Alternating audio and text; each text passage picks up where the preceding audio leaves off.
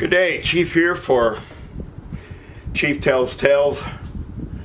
And today I'm going to talk about my retirement ceremony. Now, I don't know how Fort Gordon did retirement ceremonies. I didn't go to a single one except mine, so to speak. I planned it. I bought the food for it, bought the drinks for it. I had to wait for the warrant officer to get back from deployment, the one that I wanted to be my MC. A young warrant officer, funny guy, smart, intelligent, and everything else. And when I asked him when he got back, he's like, yes! I mean, he was enthusiastic. I mean, he thanked me for even asking him. And I didn't even tell him he was my number one choice. So trying to get it on the calendar was another story, because I had to go personally over to the S shops, and they're like, well, Chief, we can't give you any money. And I'm like, I'm not asking for any money. I just want you to put it on the calendar so people like officers can look at it and see that I am retiring. They're like, oh, now we get it. So I finally got it on the calendar. And as I said before, I'm the senior warrant, so the day of my party or my ceremony was also the same day that I conducted me in charge of the last NCO, or not the NCO, warrant officers meeting. Whew, boy, flashback. And there was a CW5 pilot who was down at down at Savannah. God, what is it? Not Fort Stewart. Can't think of the other one. Oh well. He also knew the battalion commander because the aviation group that we had down there was part of us somehow, because they weren't part of the division when I was at Fort Stewart, Georgia, to get out of Georgia. I became a warrant officer to get out of Georgia, and I'm retiring in Georgia as a warrant officer. Boy, I didn't see that one coming. So he was, like I said, he was a CW5, so he was basically in charge of the group down there, but also oversaw me, and we really didn't correspond at all. He just would show up occasionally when he would find out, because I wasn't in communication with him, like I said, so I don't know when he found out that we were having our meetings. Maybe the colonel told him. So he showed up with one of his other pilots, and we were all in blues, or a few of us were in blues for the ceremony, and he's like, you know, what's going on? I said, I'm retiring today. I'm having my retirement ceremony today. He's like, oh, dang, you should have told me. He says, I got to get back home. You know, I would love to stay, but I got to get back home, and I'm his ride. So I said, no biggie, no problem. So at our warrant officer meeting, it's also a luncheon. So like I said, I started the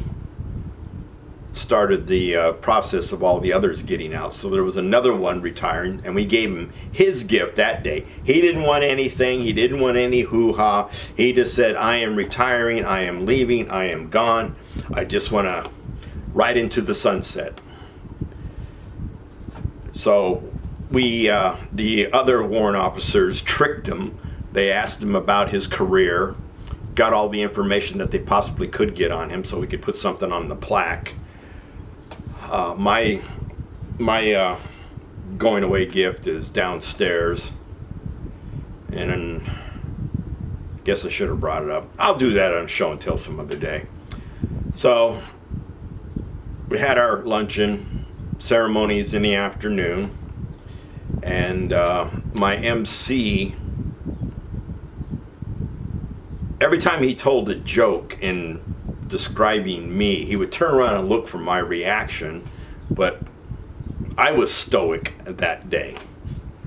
I mean, because I was thinking about what I was supposed to say, because I had a captain tell me she told me, she goes, "You need to write a speech." I said, "I've never written a speech before. I don't know what to talk about." So I went there. I didn't save the piece of paper. I wish I had.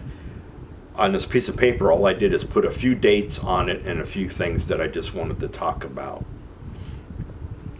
And the MC did a good job. I wish it was recorded so I could still have it and listen to it occasionally. I mean, some of the jokes were very kind of like British black humor. I mean, he said it was working with his wife the night before. He practiced in bed, as he said, with her. His words, not mine. He said he did practice in bed with her, and she was laughing at all his jokes. I mean, and sometimes even the crowd didn't laugh at some of his jokes, but it was good. It was good material with what I gave him. I gave him basically the outline of my career and some other important events in my life, or facts, I guess I should say, about my life. So he got done with his speech. We all clapped him, and I was sort of disappointed. Only had the battalion commander showed up because he brought his son, because he said he's never been to one of these warrant officers retirement ceremonies. And I said, "Sir, this is just what I created." I said, "I'm not copying from anybody else. I just wanted a personal ceremony when I retired to recognize me and only me." Because like I said, one post, they would line the people up on the parade field at the end of the month and, go down the line, short little two-minute speech maybe about each of them in their career, and that'd be it, and they'd get their end of tour rewards or whatnot and march off the field. Over and done. So I wanted my own, and I was happy with it. I bought too much food. I almost didn't give it all away, and it was too much for me to take home because I was in the middle of moving out of my house during this time too. I already picked the date for this ceremony, and then the movers tried to move the dates on me, and I said, "Sorry, I've got things locked in." And they're like, "Oh, okay." So they had to work around me, and that was a headache. I'll talk about that later, maybe another video about movers throughout my career. So I got up, like I said, I had a few dates. And I got up and said, I forgot to thank everybody there. I didn't realize that until after I was done with my speech, that I forgot to thank everybody for showing up. But like I said, I was stoic at first. So I got up and I said, okay, I'm history. Because throughout my career, even as a sergeant, "Oh, you're older than dirt. Did Jesus use a bow and arrow?" And I said, "Hey guys, you don't know your facts. The Army never used the bow and arrow officially as a issued weapon. So no, we didn't shoot bows and arrows." And stuff like that. And now in the military history, or in the U.S. Army history, there are certain dates that stand out. One of those dates is the start of the Battle of the Bulge. So I led off with that date. And the colonel was shaking his head at that date. And I said, it's an important date. The Battle of the Bulge started on this date, so this is the campaign. And there was no ribbon ever created for that battle.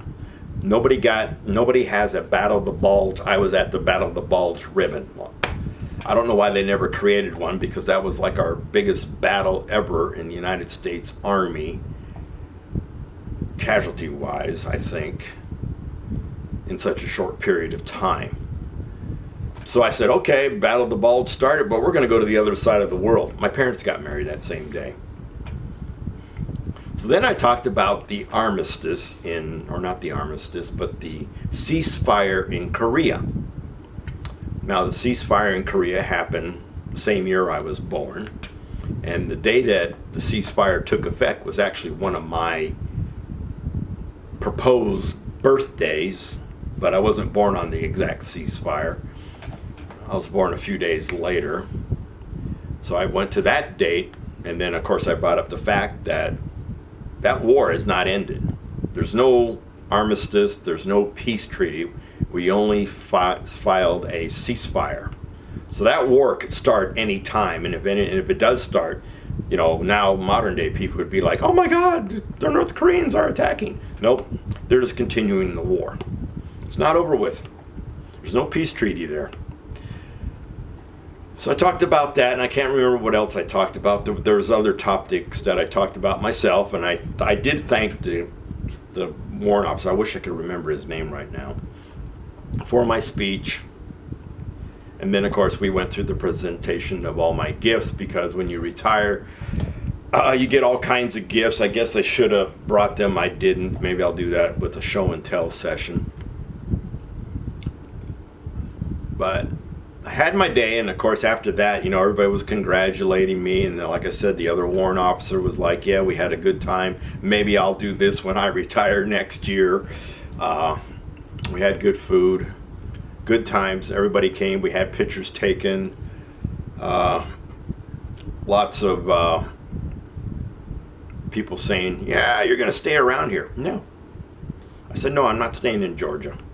And they're like, "Why?" I said, "Why do I want to pay state tax?" I said, "I live in Texas, no state tax. I don't pay state taxes." And Georgia does. I don't know how bad they are, but I didn't want to start state taxes. Plus, I didn't want to be a contractor. As much as I keep saying I don't like contractors, I don't. So right after my party, like I said, I was in the middle of moving.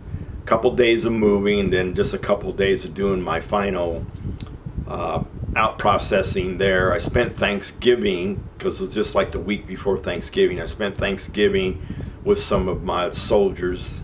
They invited me over for Thanksgiving. A whole bunch of them got together. It was like about 5 or 6 couples. They got together and they decided to have Thanksgiving together, which was really nice. And I gave away some warrant officer coins to basically all the service members there. Talked to one soldier. He said he was getting out, and I said, "You're a good soldier." He says, "But chief," he says, he got hurt over on a deployment, and he's like, "I'm done." I said, "Okay, I understand." I said, "I hope you got something lined up to do," because that was my biggest concern every time a soldier told me he was getting out. I said, "I hope you got something lined up to do," because I care about these kids. They were all my kids. The Army was my other family, my big family. So, I spent Thanksgiving, and I think I left the day after Thanksgiving. And the ladies at the Best Western I was staying, they loved my cats, because I had Felix and Snickers there. You people never met Felix, I don't think, but you met Snickers, who's no longer with us. And now you met Boris. I don't know where he's at right now. He likes to sleep on top of my desktop computer because it's nice and warm. But it's Texas. It's warm already. Why he wants to get hotter, I have no idea. So I had a good, wonderful ceremony, and I left. Like I said, I had lots of leave. I had up to almost 90 days. And when I first started out my military career, I was actually in the hole by 14 days. And it seemed like I never crawled out of that, because when I crawled out of it, I had to use it again. And then I was back in the minus. And then after not going on vacation, they're like, "Hey, how come you haven't taken a vacation?" What am I going to do? Sit at home? Yeah, okay, I'll take a week's vacation. Sit at home. So, my military career ended. Had a wonderful gathering of my family. So this is Chief out. Freedom's not free. You know what to do with vets. Army birthday was on the 14th. Also Flag Day. So Army got 1 more year older. So did the nation, so to speak. That's coming up in a couple more weeks, so to speak. You know what to do. Chief out.